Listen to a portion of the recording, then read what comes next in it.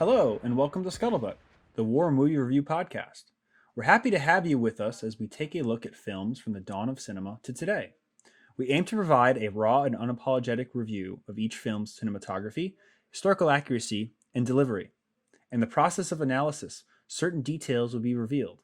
These spoilers are only divulged to ensure a fair assessment of each film. We head to December of 1944 this week with Ryan Little's 2003 film, Saints and Soldiers.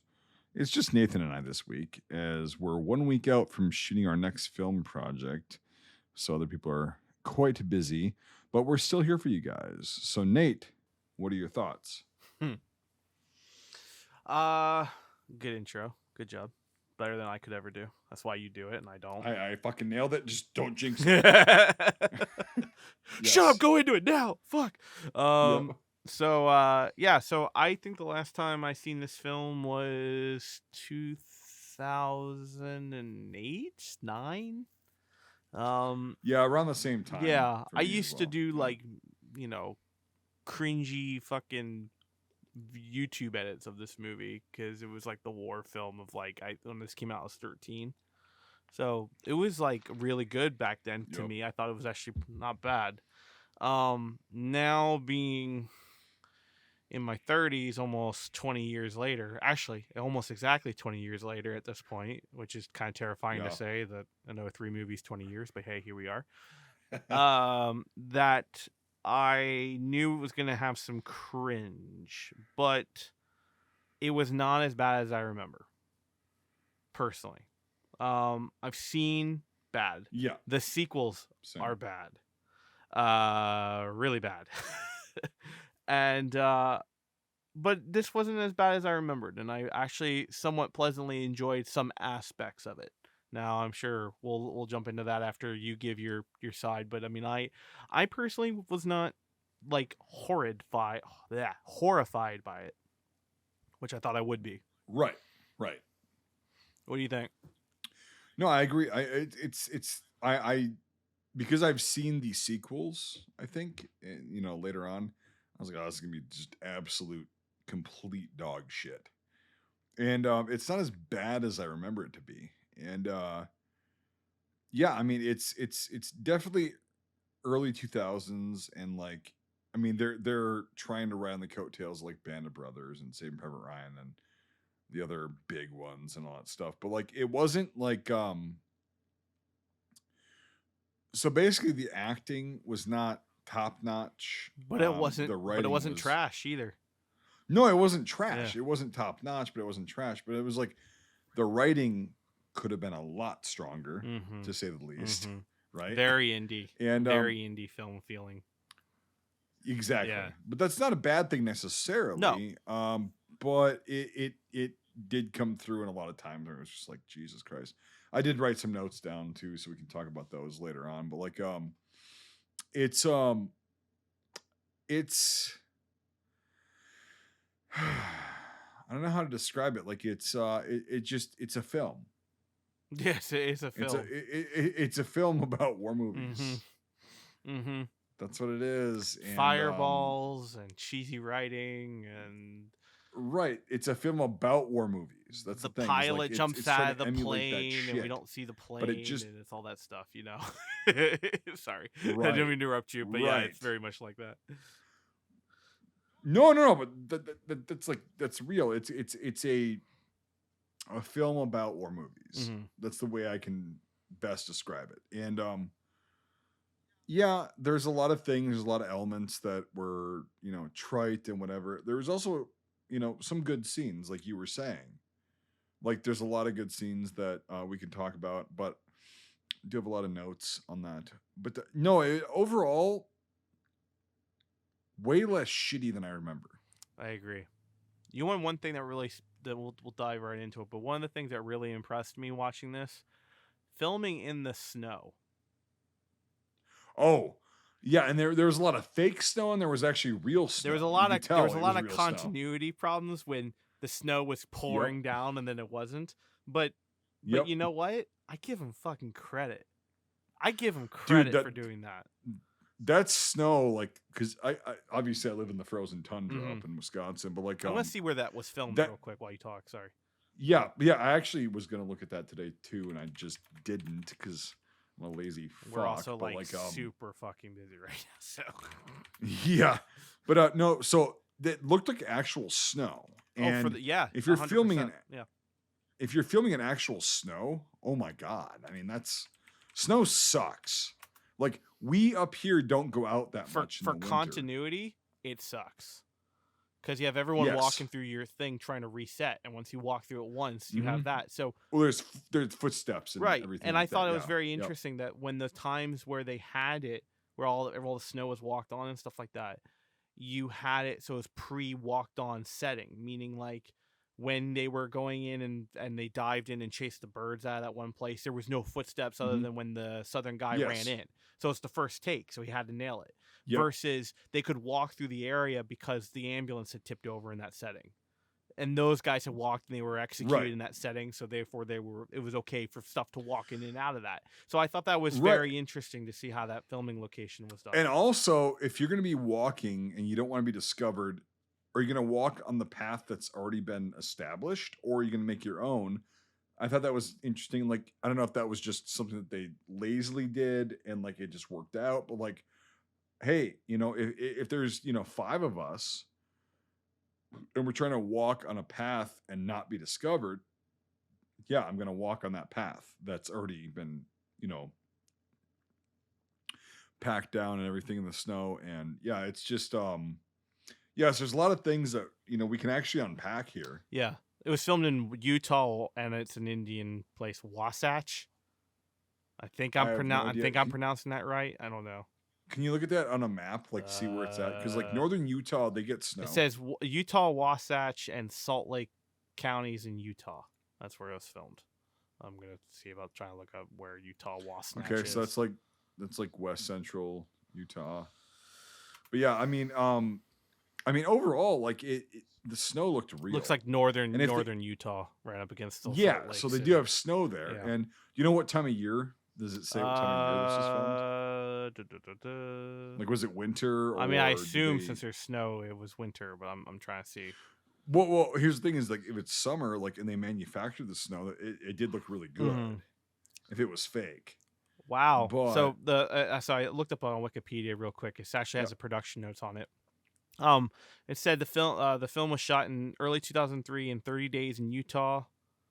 The camera angles were carefully positioned to avoid showing the Wasatch Mountains on camera to create the illusion of being in the Ardennes, which for the most part, yeah, I believe so.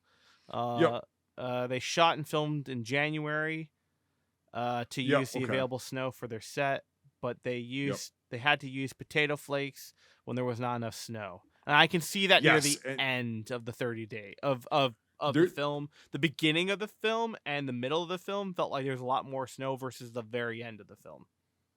Well, and so the thing of like when they had the actual snowstorm, when they were in that house with the Belgian woman and her daughter, that was potato flakes. You could tell. Yeah. But like, and you could tell near the end, like when they're doing the Jeep stuff, all the snow had melted and was a lot more muddy and stuff like that, which is fine. But no, they actually use real snow. Yeah, like they actually shot in and that's a really good thing.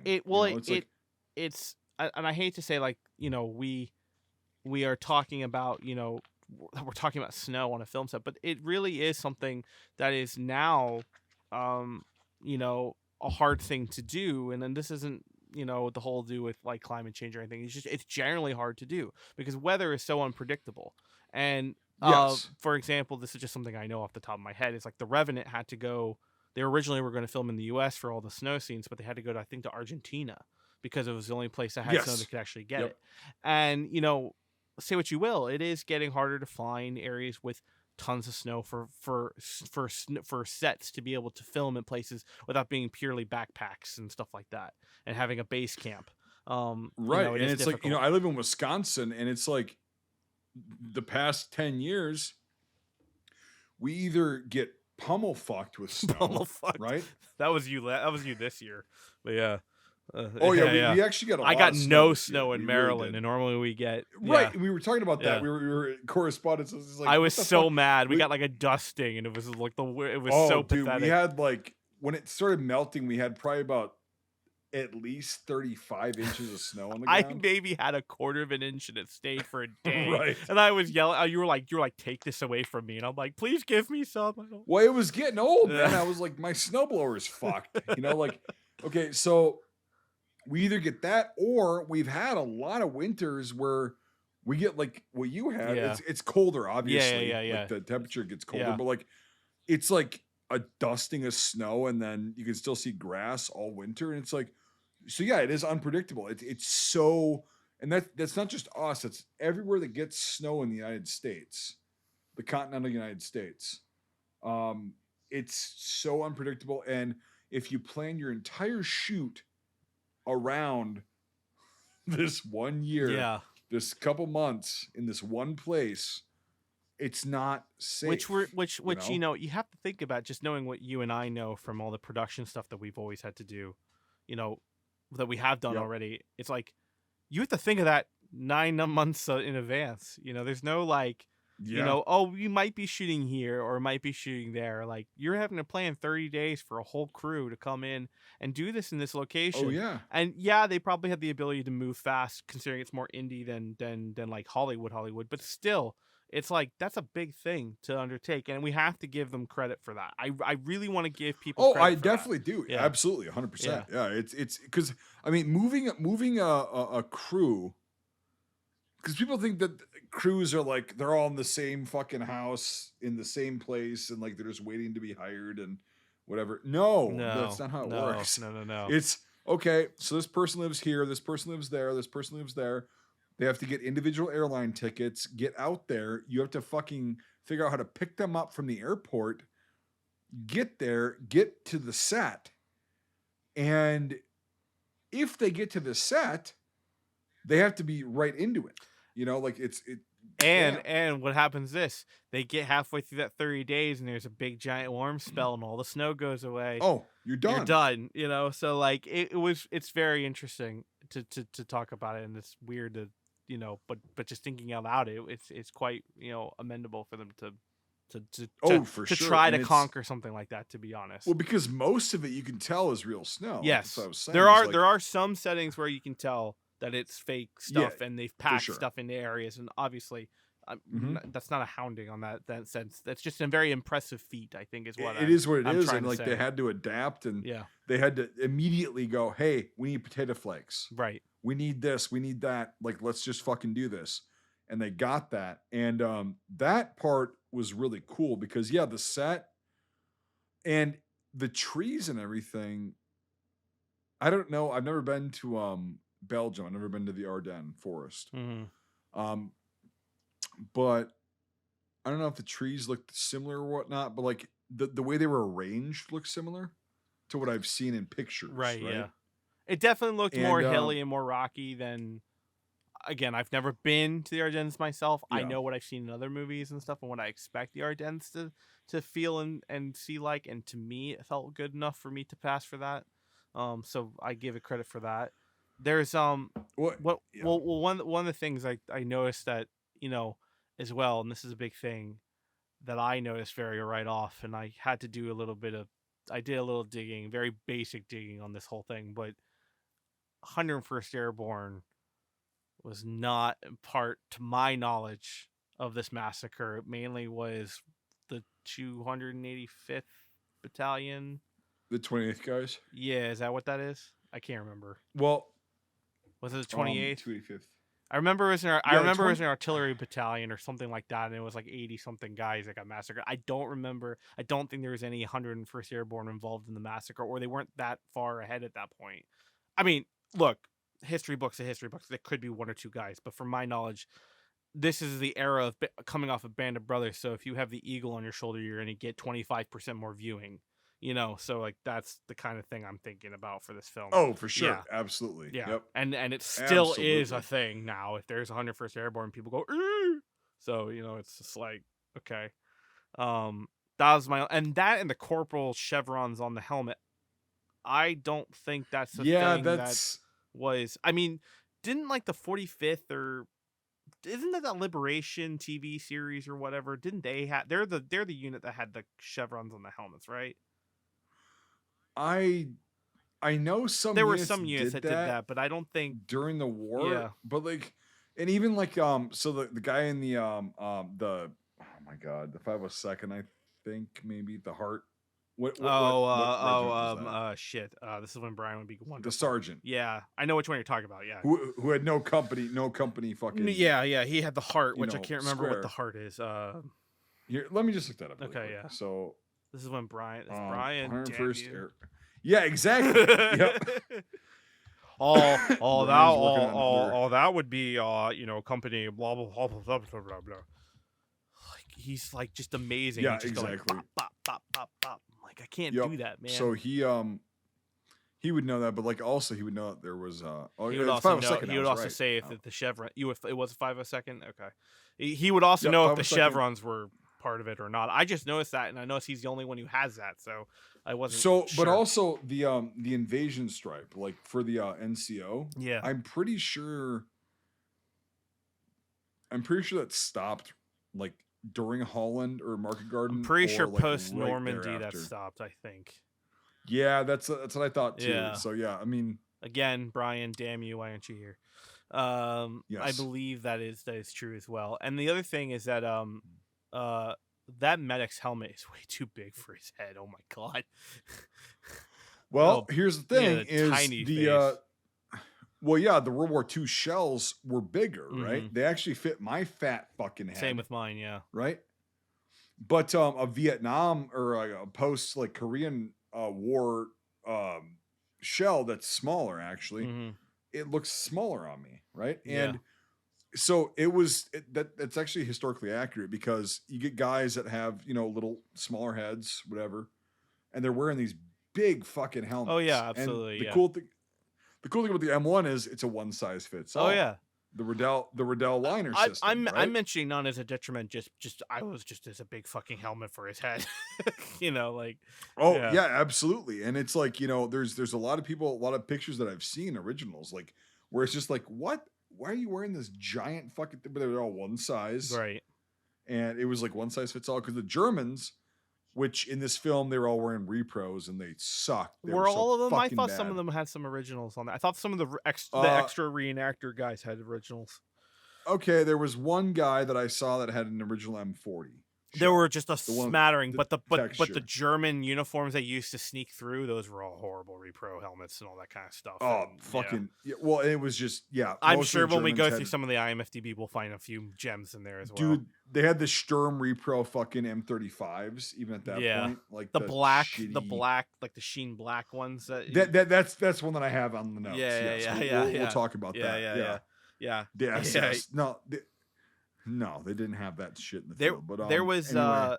I'm trying to scratch in my head before we deep dive into some of the other things. But like so from what I understand, let's jump into the history just real quick and then we'll dive into our what you and I normally hone in on is more weapon oriented stuff. The nerd shit. Yeah, because Brian unfortunately is just he could regurgitate this history and we don't have the brains. He's the brain.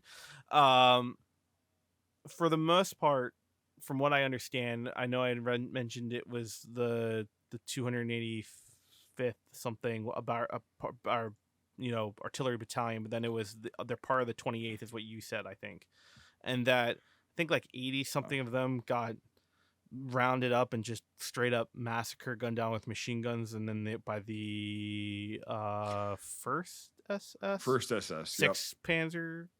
Was it the 6th Panzer Division or something like that? Division, They were attached to the Army Division, but like these guys were SS. Yeah, and the whole thing with what they were able to piece together was that it was machine gun down in an open field and then executed for anyone who survived, and then the guys who got away. There was a smattering of guys who got away and stuff like that, and the story runs from that point on, where these are some of the guys who got away.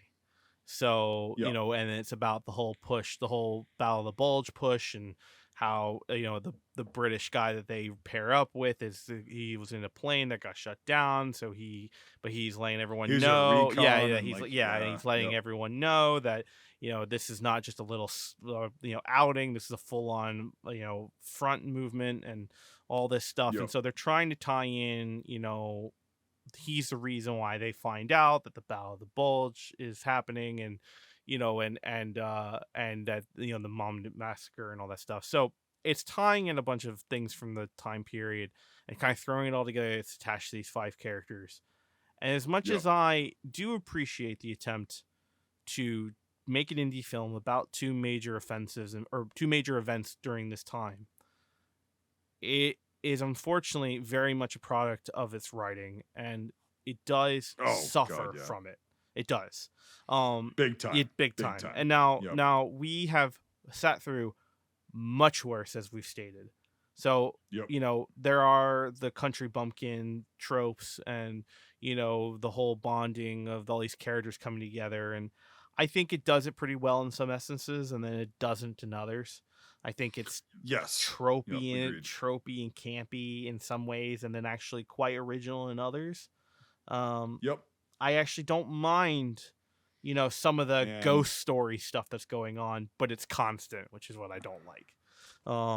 yeah, it's like, yeah, you could portray that this guy's like going through some shit. Yeah. Right. But it's like the constant whatever. It's like also it happened like, what in this context, like 5 days ago. Right.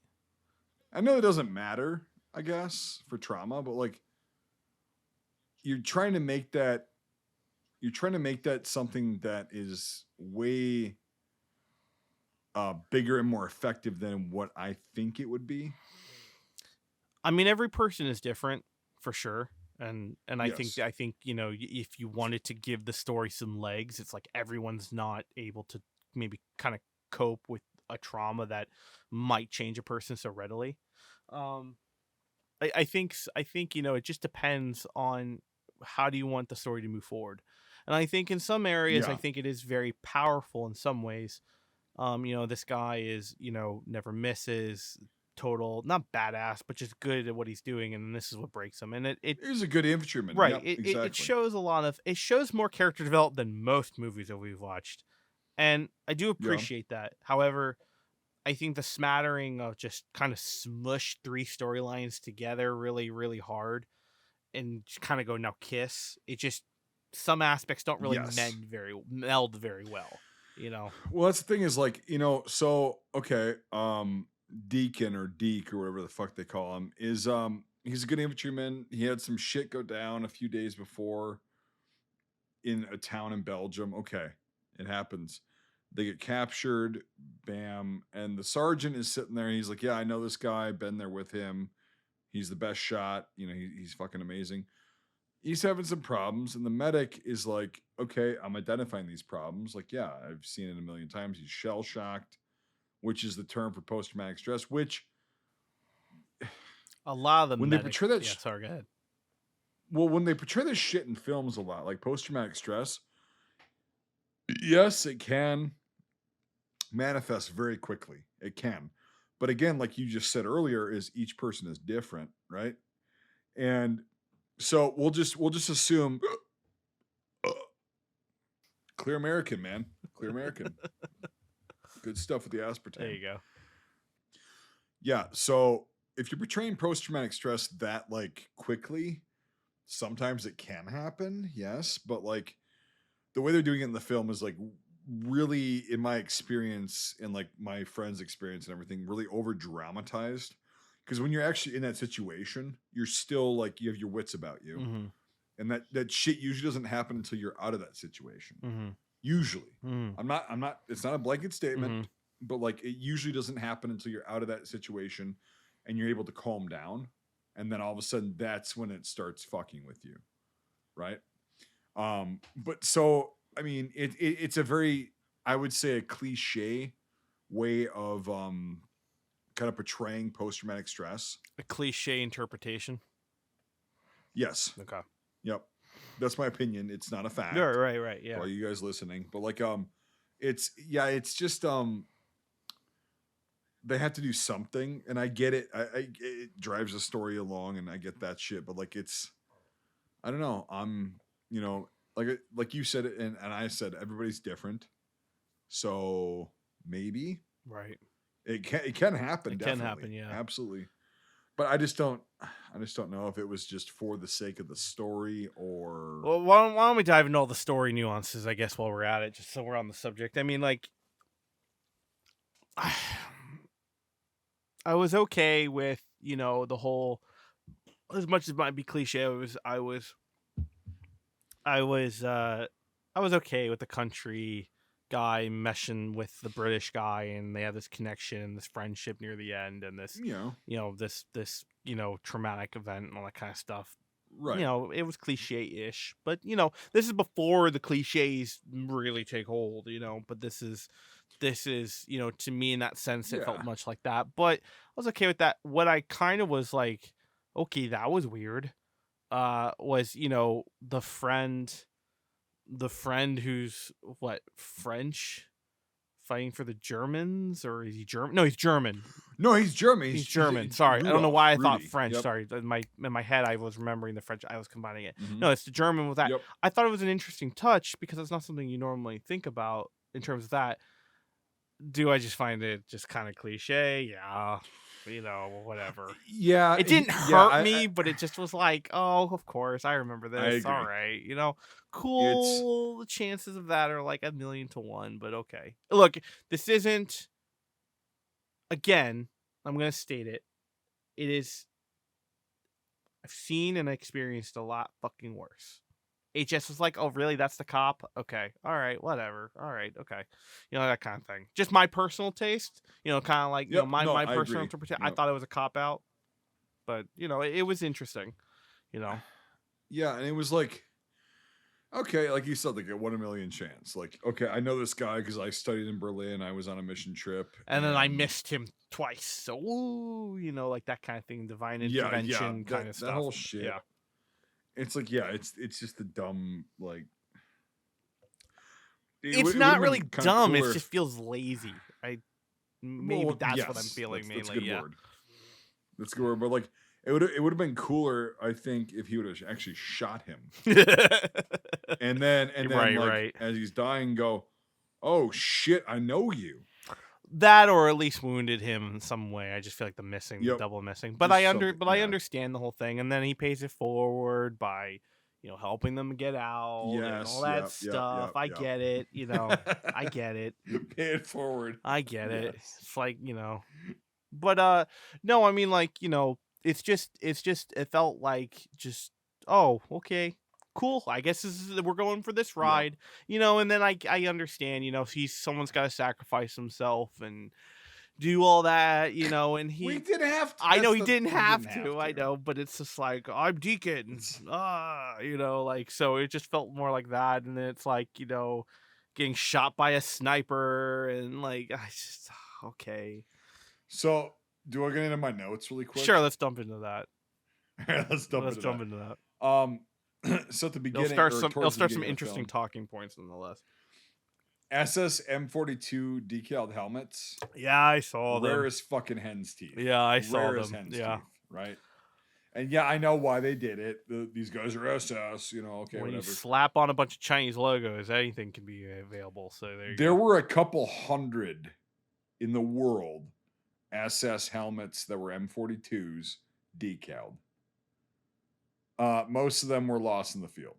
So, yeah, good luck. I said, of course the NCO has a fucking Luger while executing POWs. Yes, because all NCOs had a fucking Luger.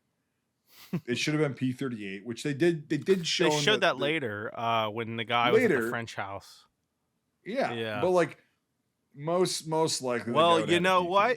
Can't be a German officer, especially an evil one, without a Luger, Mike. Okay. Exactly.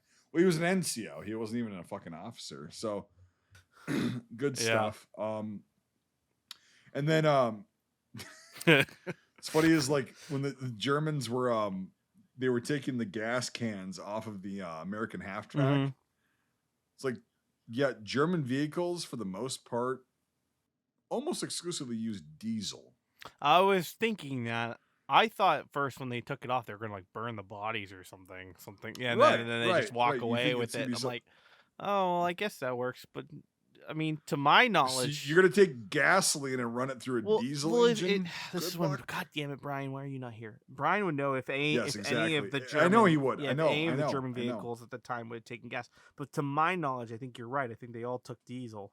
Cause I drive Mercedes Benz. If they were multi-fuel engines, yes, they could run on gas, but it would be very inefficient. And before someone comments and says like, "Oh, you stupid idiots, don't you?" It's like our guy, We're not our experts guy who at is the all. expert about this shit isn't fucking here. Yep. So I'll have him chime in a comment replying to you, okay? Because I don't know German vehicles that well in terms of inside mechanics. So Right. I know eat my most of them ass. did run on diesel Yeah. though, and most American light vehicles like that ran on gasoline. They were probably multi-fuel. They probably so were who something knows, to but that, like, yeah. But we're blanket stating we are not the vehicle guy. The vehicle guy and the history gurgitator is not here. Okay. and also like another the next point is the German that was spoken was god awful. See, to me, it wasn't half bad. I've heard worse.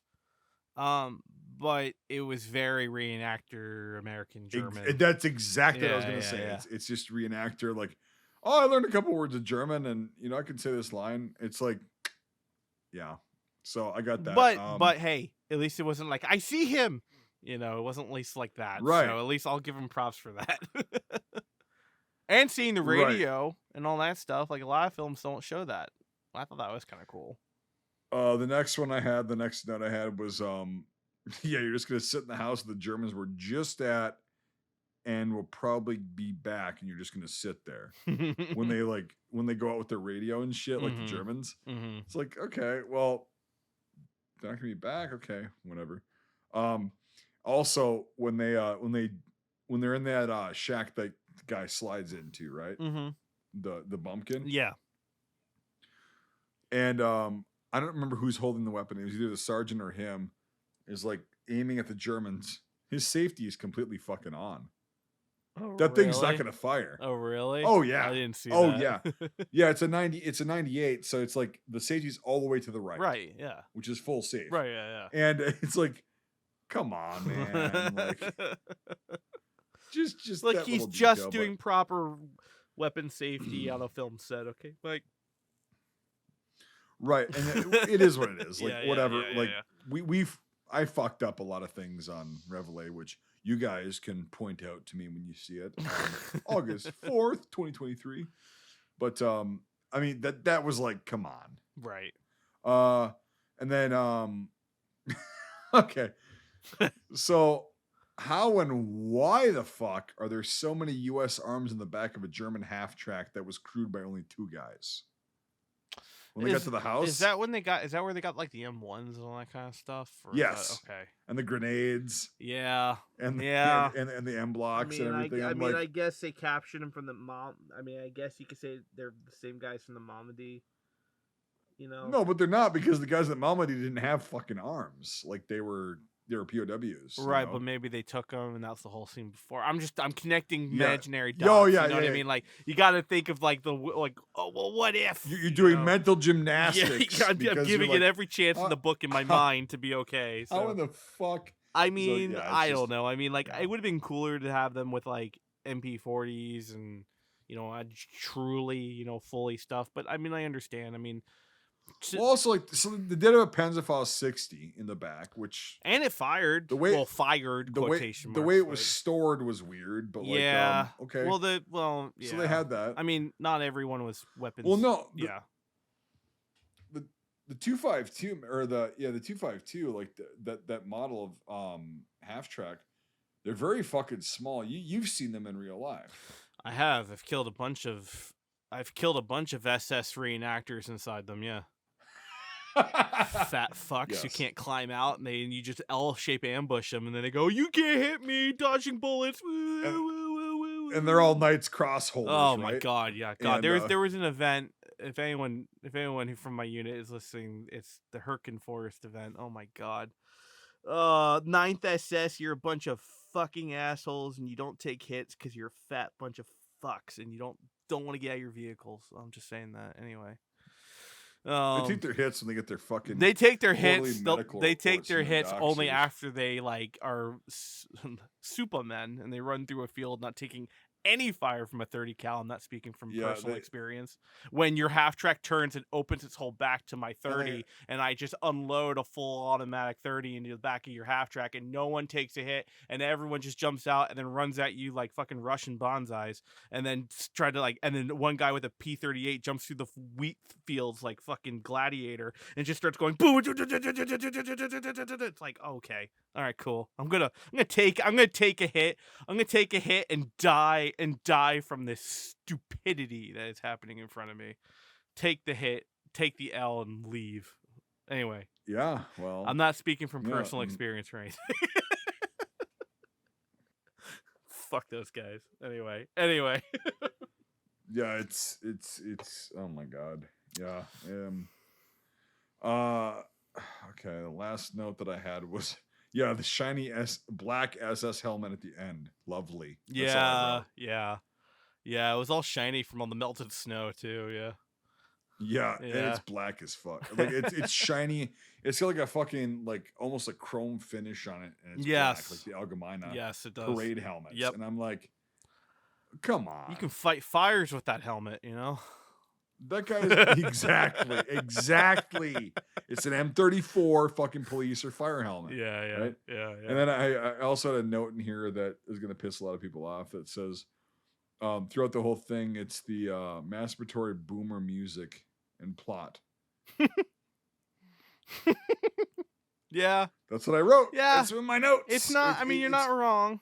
I mean, I give it some levity. I give it some forgiveness. Yes. But it is very much that. I did like the I did think it was an interesting touch. I mean, Last Crusade did it, but you have the MP road directional dude for the Germans, the guy in the white parka.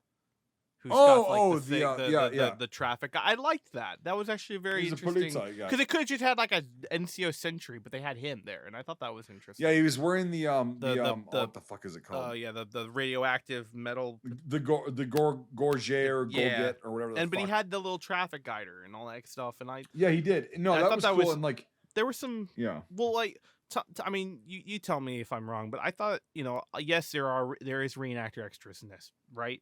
I mean, a lot, yes.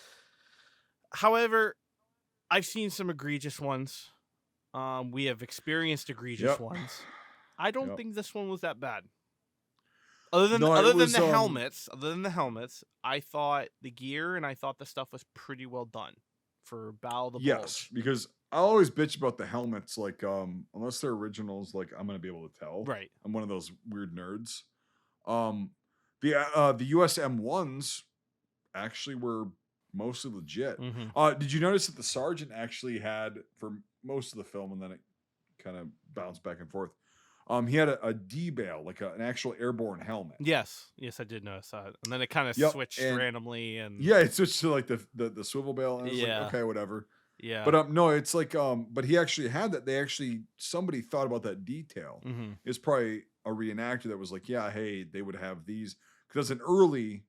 Because like by about this time, they would have had the swivel bail M2 helmets as well. But yeah, anyway, that was a good touch. Yeah, it was a good touch. Yeah. And it was cool that was still out there and everything.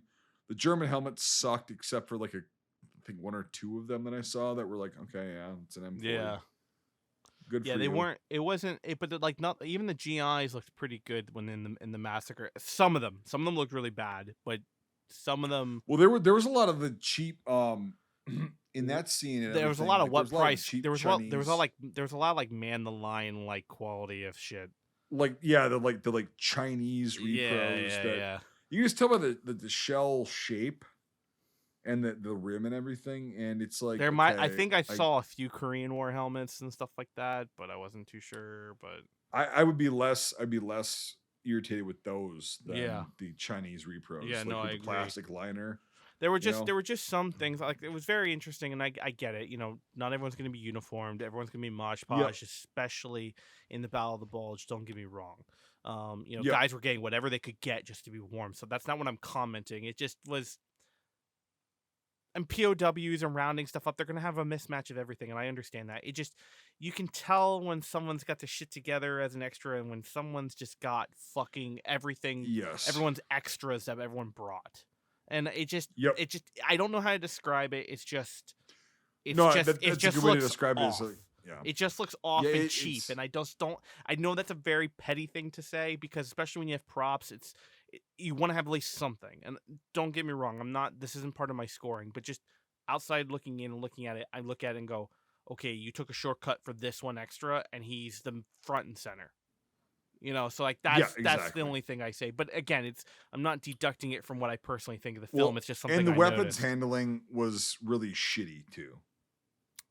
For the most part. I was kind of multitasking near the end, but mm-hmm.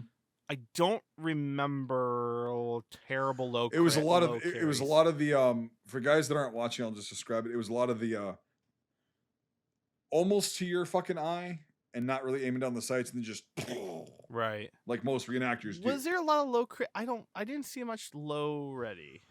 No, there was high ready, but that was actually used when it was necessary. Right. But I didn't see any like SOCOM Band of Brothers carry.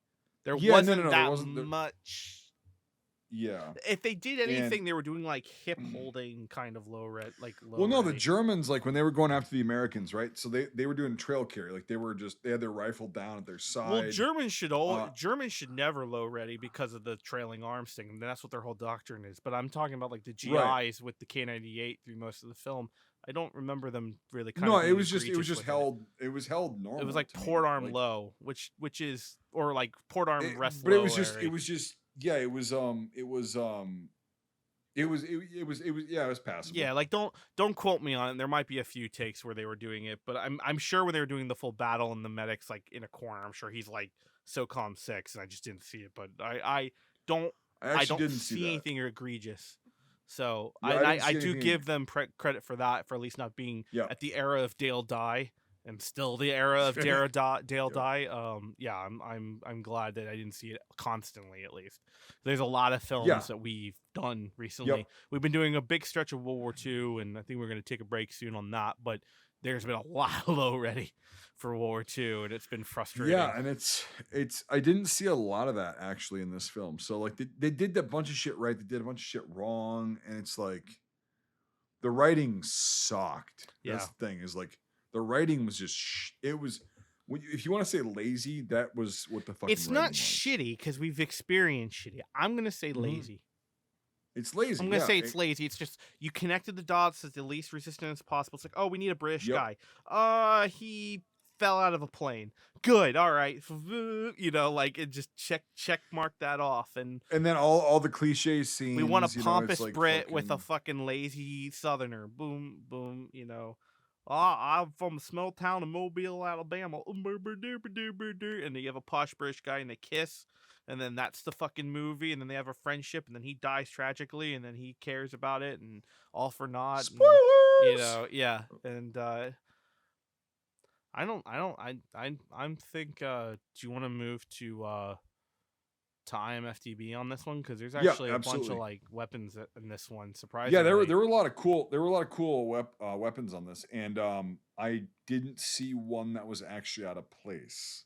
We could figure something out. I'm sure when we actually go down the list, we might find one or two. But I noticed some continuity shit of like, you know, the British pilot carrying an M1 carbine for a bit, and then what he just didn't. Oh yeah, I didn't see that. He was carrying an M1 carbine for a bit, and then it was like that'd be a good tool to have. Maybe that was like during like was that after the half-track or? Yes. Okay. Yeah, because there's quite a bit down the list. A lot of it near the end, obviously. That bazooka, though, I will chime on that. That was one thing that did piss me off. That was fucking That pissed stupid. me off. And the GIs looked really bad. they were so bad. Too reenactory. Okay, so All right, the M1 rifle. Yep. Rifles and carbines. So yeah. Yes. So it's the M1 rifle, guys. Like, you guys have heard this a million fucking times. And the M1 Garand, if you want to call it that. It's the colloquial term, but like, yeah, it's the M1 rifle. At least he actually didn't get. At least he didn't, he didn't fire. Get a shot. Yeah, he didn't shot. It's just the last ditch. They at least didn't do like one-handed, like I'm gonna get you. You know, like so, I know, and that was like, I respect that. I respect it. I see the effort, but you go, no, not today. Like, again, that's what this film I feel like does for me. It's like there are areas of bad, but it's not egregious. And it's like you're being edged. You're being edged. Yeah, you're being edged. Yeah, by a hot Thai hooker. You're gonna be, and then it's like you're gonna be. You're on the verge of being angry, and then you kind of they peter it off. And you're like, okay. So check this part out, Nate. Okay. Like the M1 carbine.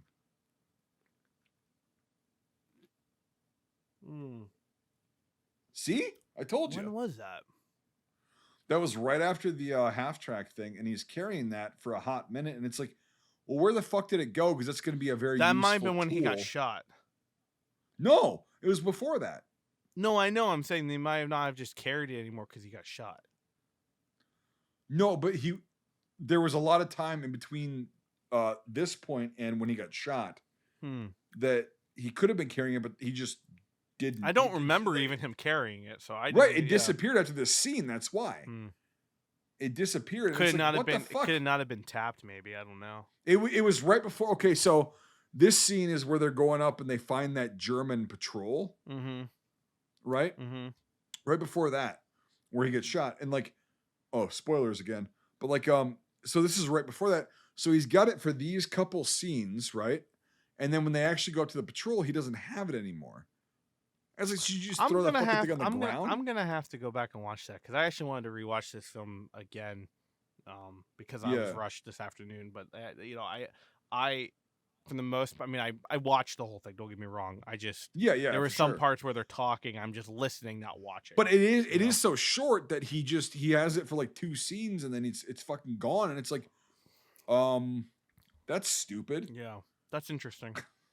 The only thing I could possibly think is a production standpoint, it's not a tapped M1 carbine, so therefore they can't BFA it without it having the cone of death. Who gives a fuck? Well, I mean, people would give a fuck if they show him shooting it and he's having to fucking, karate chop the op rod. Is my point. Yeah, but like even just carrying it, like it's a no. tool. I understand that. I'm just saying, like, when shit kicks off, I get what you're saying that's what too. I mean. Yeah. So, yep, I know. K98. K98. So yeah, good. 1934, right?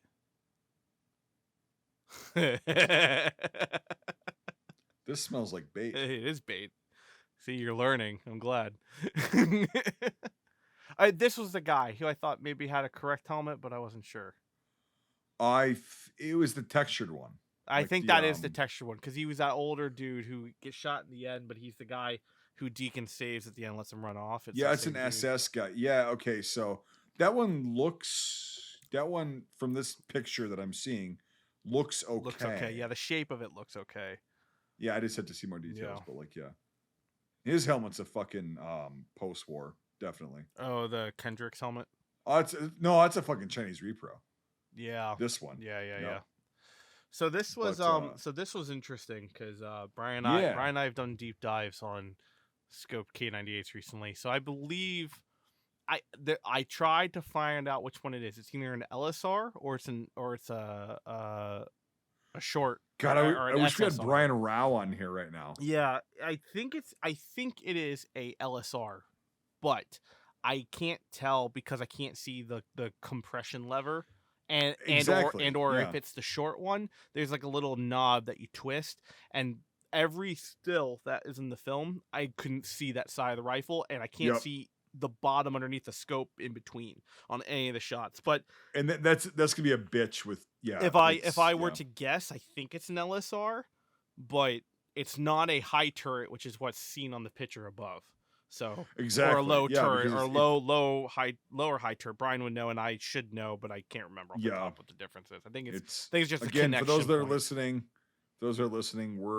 We know enough, but we don't know everything. The G43, yes. definitely was cool to see those. Yes, and you saw quite a bit of them. There's a few Yeah, because people at had this them. point in late 44, they would have been issued to a lot Again, of guys. this is when sometimes good reenactors are good to have as extras and stuff. Mhm. Not saying Yeah, because always do it, but that guy with the anorak Mhm. or the splinter jacket, Mhm. that's good shit for 44. yes, And yeah, there he is again. yeah. And yes, you would see STG 44s at this point. At this point, yes, and that's not a half bad one. Now, No, it's actually I not. think that's an original or a one that's been a converted. reweld. A reweld. I think it's a semi, reweld. A semi. Yeah. And I think it's a semi because when he's on the shot, he's pulling the trigger a lot. So I think it is a semi. And you can see the BSA But it's definitely there. it looks like an original kit. But though. that looks like an original. That's a reweld. Look at that cut right there. Oh, there it is. Yeah, yep. yeah. There it is. Yeah, that's yep. cool. There That's it is. that's a semi reweld. That's really cool though. Yep. Dude, that's fucking beautiful. 'cause Those are really most cool. of the guys use them on semi because they realize that full auto is uncontrollable. Mm-hmm. I've shot one, and so it can be very uncontrollable. It can be yeah, very good, obviously, like any full auto to be used for a certain thing. But yeah, semi. yeah. If you do semi's good suppressive enough. fire, but like he's actually aiming at his net's kind of wonky. Yeah. But like Well, if you spend that much money on a kit on that, but you can't get a good helmet net, I mean, I guess. yeah, whatever. it's like, dude, spend fucking $30 on a fucking net. The pouches like- also. The pouches. Though, so the top's leather. That's fine. Some of them. Were, That or most of them okay? were. No, they were leather, but maybe it's just because I can't see the rest. That's probably Yeah. it, yeah. But no, that's accurate. Like Mhm. SCG or MP44 would have been very common in the Ardennes. It was cool to see this for a half second, and I'm glad they at least included. Just as a gun porn fanatic, it's like, yep, that's really cool. To well, see. no, but it's also like it's great. real. Like, No, absolutely. At this Yep. point, they would have had them. So I love it. Absolutely point. But yeah, I like that you noticed that the weld mark. Yeah, on the fucking... I can. Yeah, yeah. I mean, like it's. Yeah. I dream of this gun so much. You know, I dream one day I maybe would have it, but there's no way. The way the prices are now, fuck. Well, it's no. also not that great of a rifle. Like it's really not. It is. The guys that were issued these things, a lot of them bitched about it because they're like, so I only because I bought a really good book and I've been studying a lot of the issues were where it was there was a lot of problems with getting ammo out to these guys, because the problem was that it's a very specific, only this rifle fired this ammo. So it was like you had an ammo shortage, as well as I believe mags were a problem with having them fit correctly within the gun. I believe that was a problem as well, because you had several manufacturers that made them, and I believe it was FXO, CY. Oh, no one quote me here. It's CY something from Mauser, and SWF for someone else. Although those might be the same. I remember they changed them. Anyway, this is a nerd topic, but the point is that they had ill-fitting magazine problems. They had ammo shortages problems. Mostly it was getting the ammo to these guys, and I believe they were given 1,000 rounds per month. That was their. That's jack shit. That's jack shit.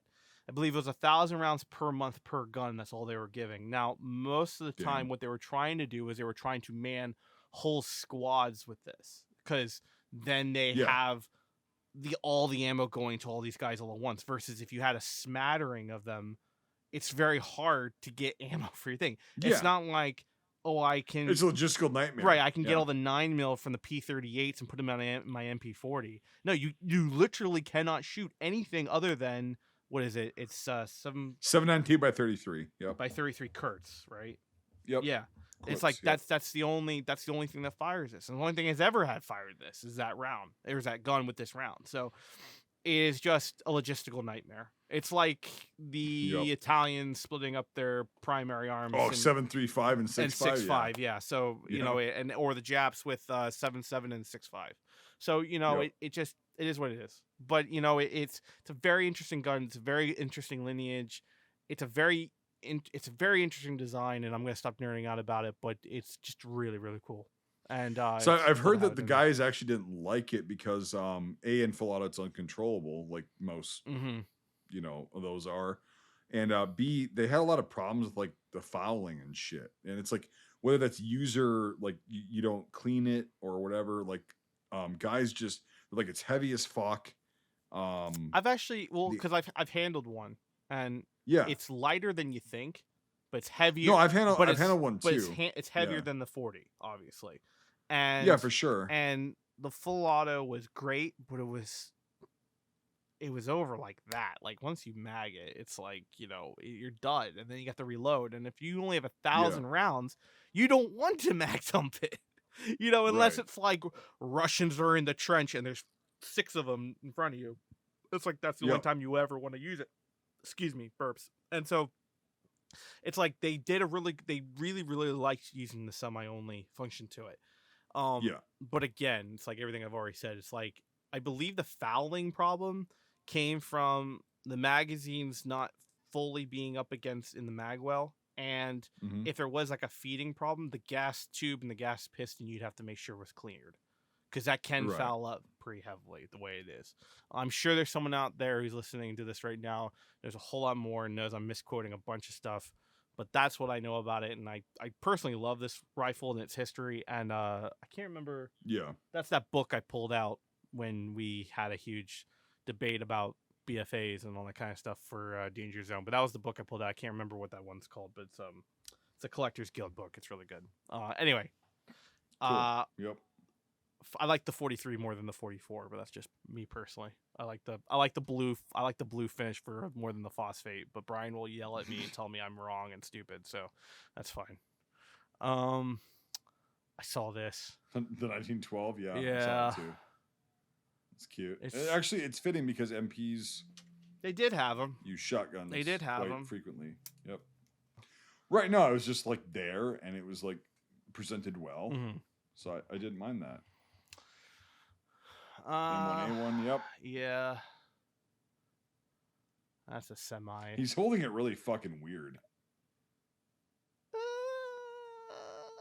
He's holding okay. It really does jolt out that far. It just looked like a lot of the guys that were handling firearms in this film were like holding them very awkwardly. Yes, I do agree. And it's like it wasn't natural, like it wasn't like. I do they were agree with used that. to It it. felt very much, oh, do I stand like this kind of thing? Yeah, exactly. You want to look like people who are not familiar with the weapon system they have been handled for this shot, or And he's or they just got, he's actually looking down the sights and everything, but it's just like he's holding it. I think it's I don't also know, because he's leaning up against a tree. Yeah. Like his back up against a tree, so it just looks Yeah. odd, or the tree's just making him look like he's sitting in position. But the Thompson naturally has a long stock more than Thompson. you want, yeah. Dude, that's such an overrated fucking weapon. Dude, the Thompson is like, the thing was heavy as fuck. It was awkward, and the stock is, even on me, right? I do enjoy a good length of pull, right, on the stock. That fucking thing for me, like, it's like, oh yeah, giggity. It makes giggity. it you want it to be 1.5 inches to 2 inch giggity shorter on the stock when you pop it up into your shoulder. It's just awkward. Like it feels like you're an extra like 3 inches to 4. So maybe he's not holding it. Yeah, okay. I believe the weapon is just shaped like that and not awkward, but yeah. Yeah, it's just fucking weird. The MP40 was a far superior fucking submachine gun. In terms of all the quality of life stuff, yes. Fire rate's the only thing to the Thompson, I'm saying. I agree with you. I think it is better. As I hate to say it, way better. Yeah. And the Sten was good. I'd honestly argue for the M3. I have shot the M3, and I think I've stated it before. I was very surprised with how it runs and how much I thoroughly enjoyed shooting it versus shooting the Thompson live. I love it for the Thompson aspect of it, but if you told me to take an M3 or a Thompson, I'm going to take an M3. That's which 13-year-old Yep. me is telling me, are you fucking stupid? But me as an adult now, it's like, and knowing everything I know, that's it's the thing like is I'd rather have someday when we're making millions from our amazing films for this podcast. or this podcast, We'll get one of each, and we'll Mhm. do reviews. We'll do honest reviews, and it's like the M3 and the Sten, right? Because I've actually shot a live Sten. I've shot a like live Sten too. Yeah, they're actually really they're really fun. cool firearms. They're really fun. They're fucking accurate as shit too. Have you ever, so not to go on a deep dive on a weapon thing, but have you ever Hold on. have you ever I'm fired lagging. have you ever fired an MP34? Nope. But I know that's the creme de la creme of submachine guns. Well, see, I got into a heated debate with Brian, and I got a heated debate with one of my buddies. It's like they were like, "Cool, it's creme de la creme, but what the fuck you can do with it?" And I think they're thinking about impression wise. I'm like, I don't need to. I was like, it's the Rolls Royce of a fucking sub gun. And my guy's like, what are you talking about? It's heavy as fuck. He's like, its ergonomics is shit. He's like, I fired it and I hate it. And I'm like, okay, yes, is it a milled receiver? Yes. It's probably heavy as fuck.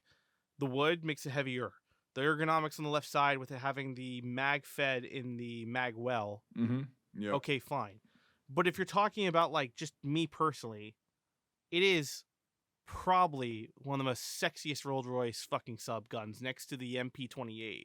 Or sorry, next to the Lancaster probably.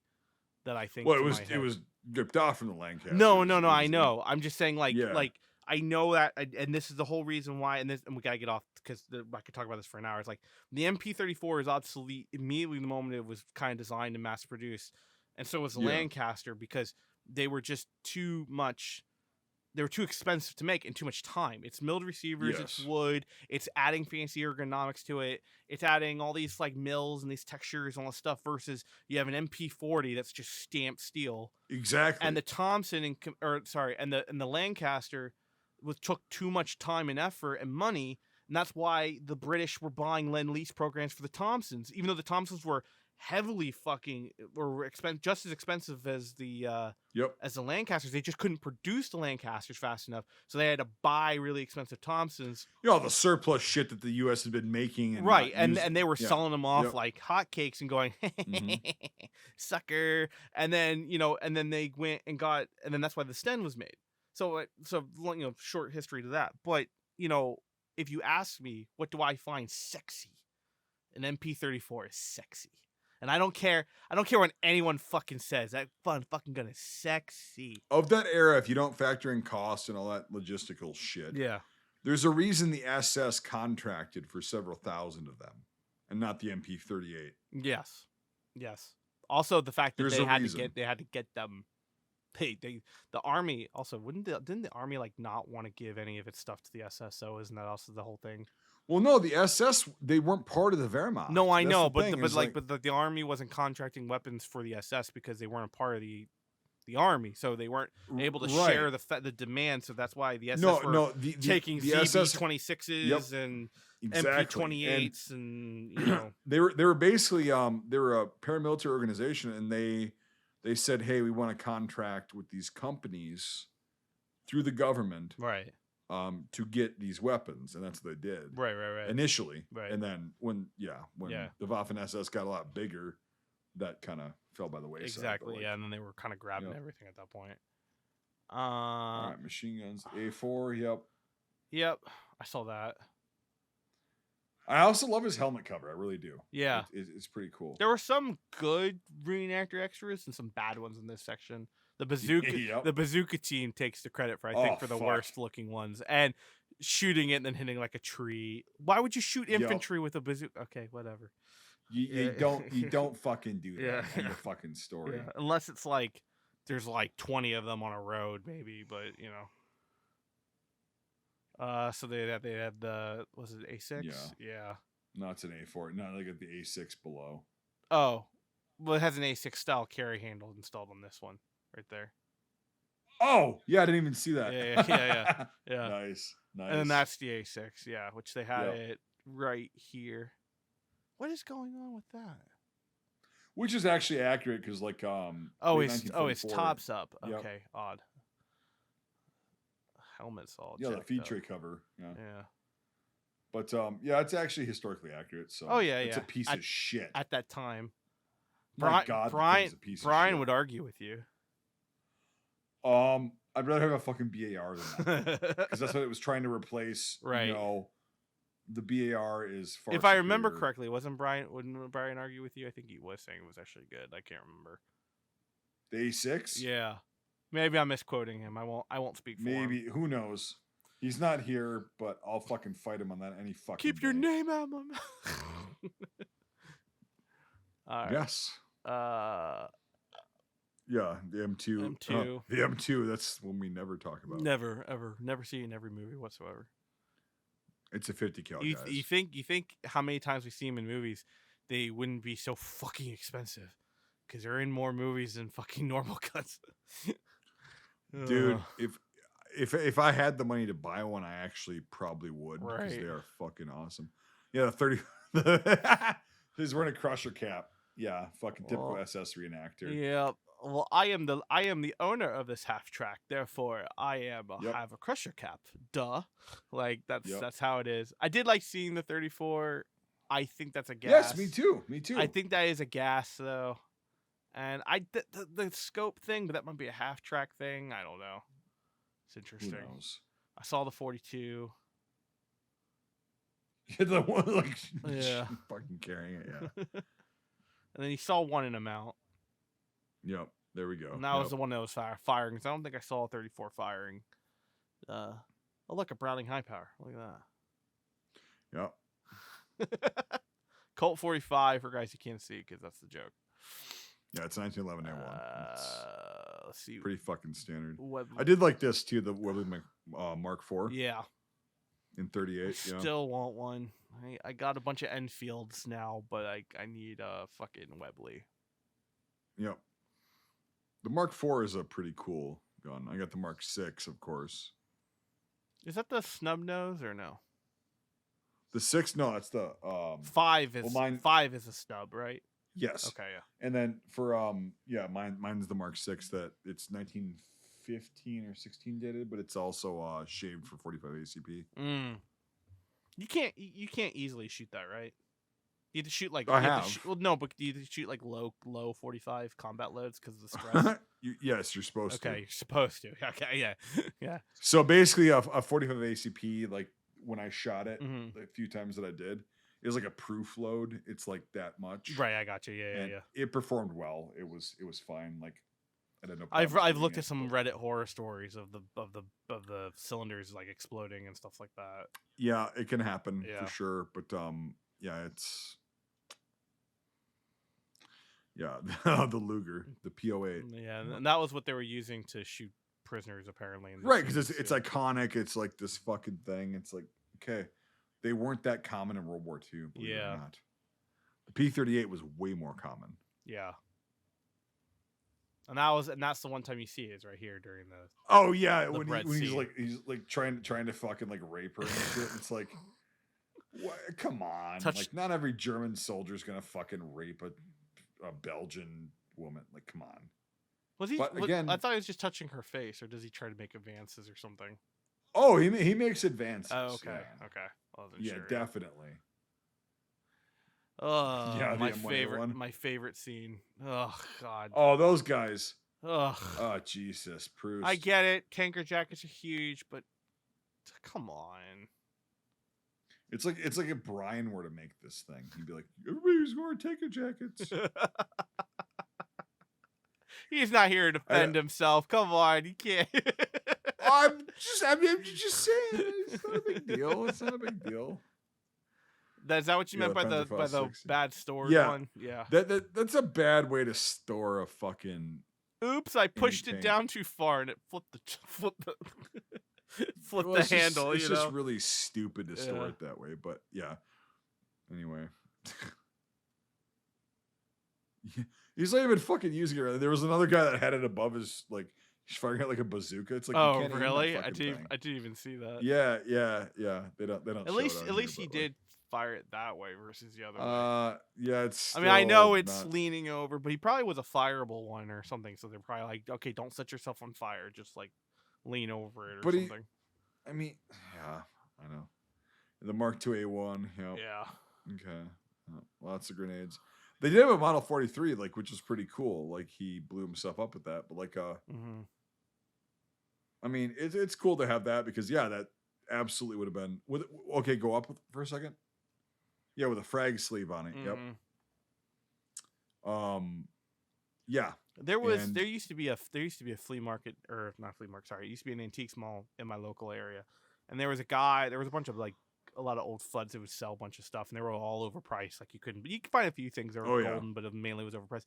There was a guy who was selling a demilled frag, and it was a 24. Yeah, I think it was a 24, and it had like rusted nails with wire wrapped around it to cause more fragmentation, I guess. And his thing was like, it's a real demilled German frag grenade. And I'm like, okay, maybe not. I know they did retrofits like that, but still, like, it's kind of like, what are you doing? He wanted like $800 for it. I'm like, nah. Okay, all right, bud. Yeah. All right, that's it. That's it. That is No, it. we got through it. We got through it. Shit. All right, yeah. So that's IMDb. Got that done, and yeah. I mean, overall, again, not as shitty as I remembered it or expected it to be, but also not great. I think it's just not great for the least egregious reasons.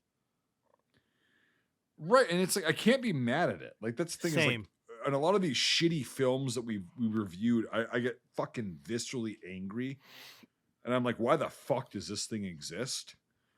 I don't have that with this one. Yeah. Again, it's the first one. It's not the fucking sequels and whatever. Trust me, they get worse as we go. We've experienced some of the worst ones, and then that's where the stigma came from. Where it's that Saints and Soldiers guy who makes all those reenactor movies that are kind of like really really bad, like Yep. And this, but I remember the stigma was that he started off not bad, was how I always remember. Yeah, and then it's like apparently we were talking about this like last night or the night before. Like apparently this director and like this film group, like they go up and down like with their quality of shit, right? Yeah. Well, I don't know if it actually. I'll look at that real quick. Actually, while I have it up here, I want to know. Yeah. If they originally produced it. So the production company for this was Janssen Films, I think it's called. I think they might have bought it over time, maybe, possibly.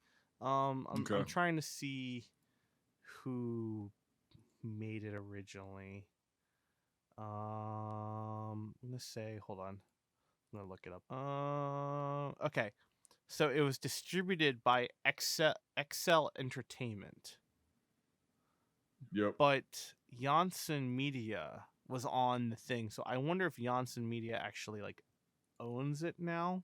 It's been 20 years, But Janssen Media is known to me, I don't know about anyone else, but to me, is the production company that you see a lot with foreign films. A lot of Finnish, a lot of Norwegian. Fuck. God damn it. Norwegian. Yes. Norway. Jim for Norge. Jim for Norge. Norway, Finland, Holland, Danish films, April 9th, a bunch of other things like that. A lot of Eastern Front films, a lot of Russian, Lithuania films. You just see a lot of their names tied to a lot of the World War II war movies. Some are great. April 9th, phenomenal. And then you have others. I forget which one it is. It's the one with the P-41 anti-tank movie that's like all the Germans are wearing balaclavas and there's like model tanks and stuff like that. I can't remember the name of it. It's like the guy has like anti-tank grenades and he's standing in front of a tank. It's Soviet film. Anyway, that's a bad one. So my point is that the quality goes up and down, and it's interesting. And so I didn't remember that they made this. Maybe they did, but from what we just researched or what I just looked up, it seems like it's another production company. So maybe they bought it. But my whole point is that their track record is either medium, great, or really shitty. And so, you know. Yeah. It's kind of all over the place. But I mean, I never watch any of their films and go, I'd rather, put my dick in acid. Like, Yeah, no, it wasn't that bad. Yeah. It wasn't like it was. I'm just looking at the Wikipedia article as well. I'm like,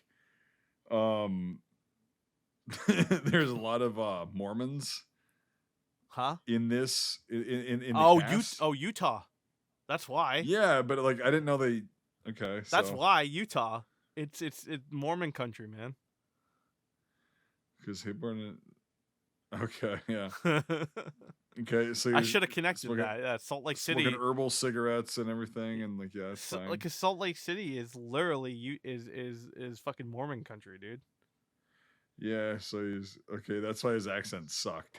Like, okay, like yeah, okay. No, it's fine. Like whatever. It's do your thing. Just yeah.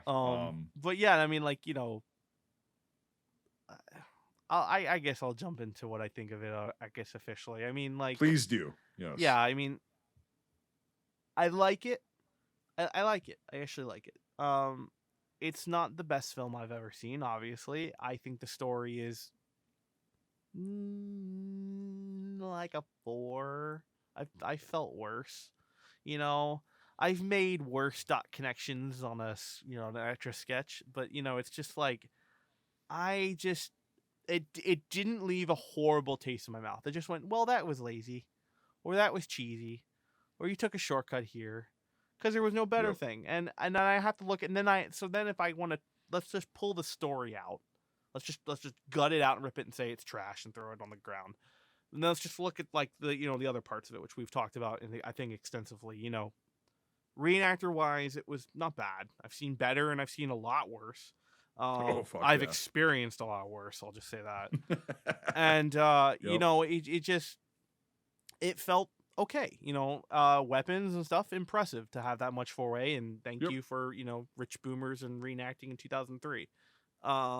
You know, and then you think about the snow and the whole filming in Utah. I applaud it. The actors aren't the best, but it's not the worst. Correct. And I think Yep. that's where I feel about this movie. You know, surprisingly, I was expecting it to be like, I would rather, like I said before, put my dick in acid, but I'm not there. I actually, and I don't feel like lukewarm. I see an effort, and I see an effort in trying to make something. It just Yep. felt like just this will do. So I'm going to give it a this will do rating, and I'm going to give it a 6 out of 10 Scream Mel Gibsons tonight. I would give it a 5, but I see an attempt of making something better, particularly being right off the heels of Band of Brother popularity. Yes. And then that's what I see, which is the whole reason why 101st is in the movie, which would be a 7, but they put 101st in it, so whatever. But it's just like that's just how I feel about it. But again, I was expecting to hate this because I remember it Yes. being lower quality, cheesy, but I still liked it enough when I was a kid, and Yep. I was expecting to be like, well, the kid rose-colored glasses are off, and now it's time to hate fuck this thing, and it's not. So. You just can't. Like, yeah. you want to, but it's like, yeah. Like you were just saying, it's like, it's not. It's hard. Maybe it's just because we've watched so many fucking horrific. Well, I mean, what's the last thing you and I did together was Stalingrad 2013. I mean, this is a much better film to watch. That was a steaming hunk of shit. Yeah, that was fucked up. Yeah, but like, yeah. No, so this is like you hit a lot of the points, and like thank you for doing that because I'm lazy as fuck. But like no, it's could this have been better? I don't think so. No. Could it have been worse? Yes. Absolutely. But I think it's at its level where like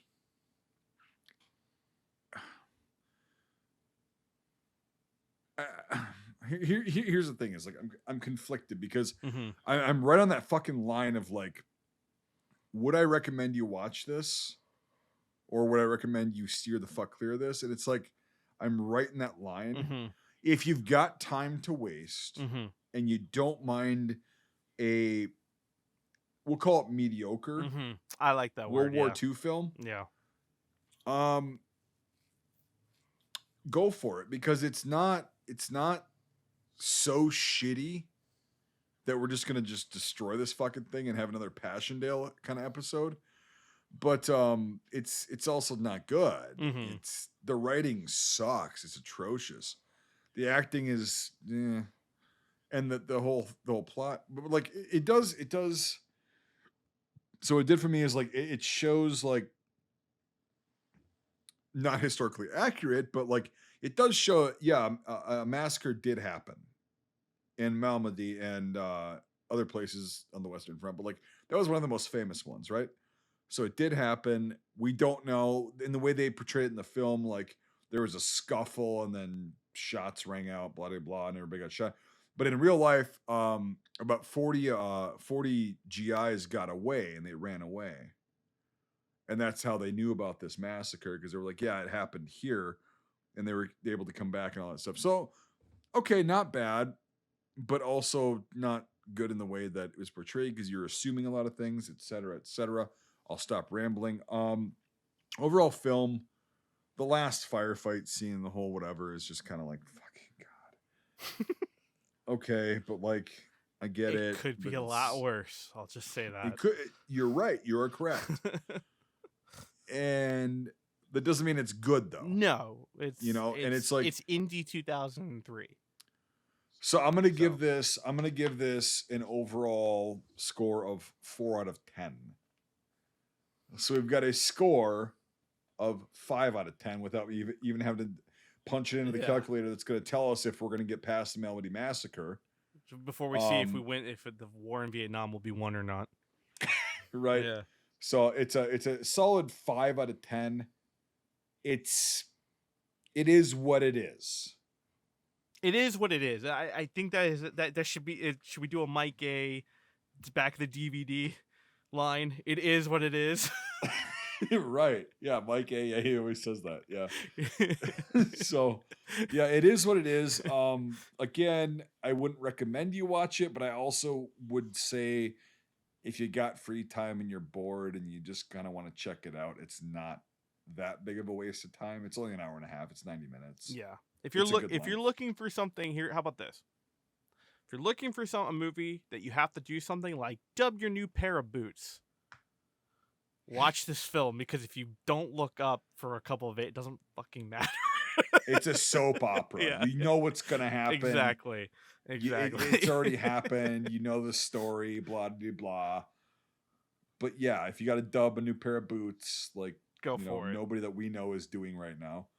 And no, that's not at all what I'm doing after this as well. Nope, not at all. You haven't. No. Fucking. No, I need. I know. Piece of shit. I also have to oil my scabbard, and I have to like do all this other leather work. Yeah, it's rough. I'm getting all the camera gear figured out right now. Slacking fuck. And we get to see each other in 7 days from today. Terrifying, isn't it? Oh yeah. See I do. I get to peer upon our malleable fleshy bods for the first time. So there you go. Well, what he's trying to say for all the people that are listening is we get to fuck for the first time.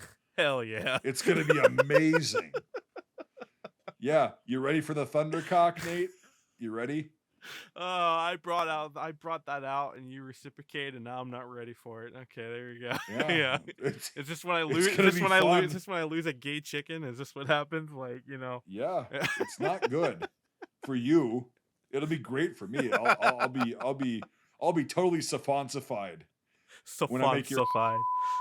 Jesus Christ. Yeah.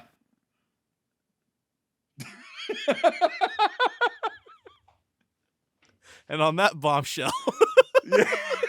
Yeah, as Brian says, on that bombshell. Oh, fuck. Christ. Yeah. So. All right. Should we fucking call it? Yeah, let's call it. We'll be after next time you guys hear from us, we'll be done, and we'll either sound defeated or relieved or angry. We don't know. Yeah, we don't know. It can go several ways, and we're not going to know until the next time you hear from us. But we're gonna give it our damnedest. Well, here's the funny thing: to them, it's next week. To us, it's like a couple weeks. Oh yeah, Yeah. that's very true. They don't got that time gap. It's either You that or- literally just fucking reverse that. did I? Oh. Yeah, to us it's a week. To them it's a couple weeks. Well, no. Did I fuck? You am fucked I it up. fucking You this fucked it. up? Yes, you did. Yes, 100%. How am I fucking We this don't. up? We're not going to record until like 2 to 3 weeks from now. Yeah. Yeah, but to them, this comes out week after week after week after week after week. Oh, There's no shit. break in Okay, it. So I you fucked it gotcha. up, and I'm leaving this in here so We're you can tracking. be embarrassed. Yeah, we're tracking. We're tracking. Jesus fucking Christ. All right. This is Old Bay Hour. We can do whatever we want. At It's this Old point. Bay Yeah, Hour. This is Old Yes, Bay it Hour, is. so it's fine. All right. Thanks for listening, everybody. Let us know what you think, and we'll catch you next time. Oh, yeah. Thanks for joining us. If you enjoyed this episode, make sure to leave a rating. Otherwise, Mel Gibson won't stop screaming. If you like this content, make sure to check out our Facebook, YouTube, and Instagram pages. If you want to directly support our work, make sure to check out our Patreon. All these links are in the description below. Until the next time, Scuttlebutt out.